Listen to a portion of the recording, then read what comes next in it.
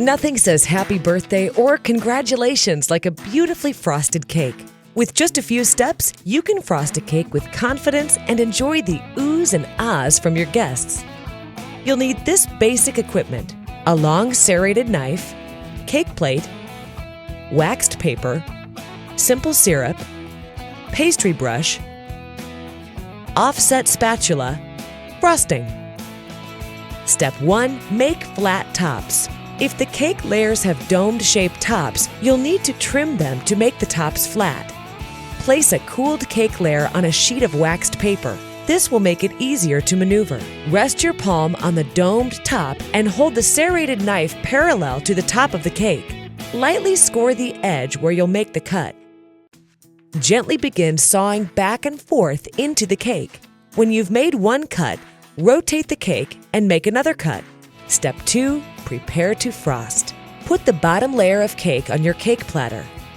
Tuck in strips of waxed paper beneath the edges of the cake to keep the platter clean while you're frosting. Lightly brush loose crumbs off the cake. Step 3. Prepare and brush on simple syrup. Simple syrup is a baker's secret that adds flavor and moisture to your cake. To make simple syrup, add 1 cup of sugar and 1 cup of water to a medium saucepan and bring to a boil. Flavor your syrup if you like. Let the syrup cool and strain out any solids before you brush it on the cake. Step 4. Frost, layer, then frost again. Place a large dollop of frosting on the center of your first layer. Spread it evenly to the sides. It doesn't have to be perfectly even because the top cake layer will flatten it out. Carefully place the top layer, cut side down, on top of the frosted layer. Do your best to align the layers. Don't worry if frosting squeezes out the sides. You'll use that later.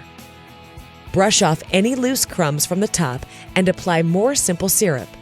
Step 5. Make the crumb coat and chill out. Spread a thin undercoat of frosting to keep the cake crumbs under control. Bakers call this a crumb coat. Put a small dollop of frosting on top of the cake and smooth it out. Remember, this is a thin undercoat, so don't worry if you can see the cake through the frosting.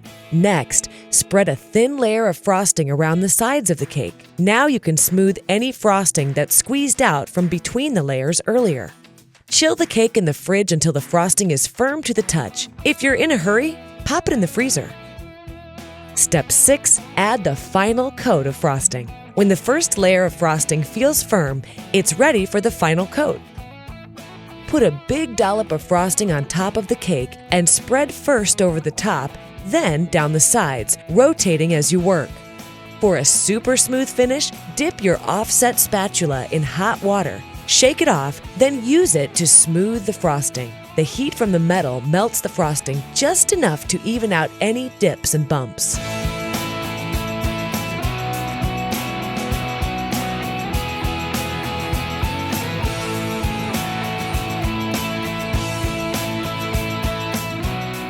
Put the finishing touches on your cake with edible flowers, fruit, chocolate shavings, or sprinkles. When you've finished, carefully pull away the strips of waxed paper and wipe off any spills with a damp paper towel. Now get the candles ready and let the celebration begin.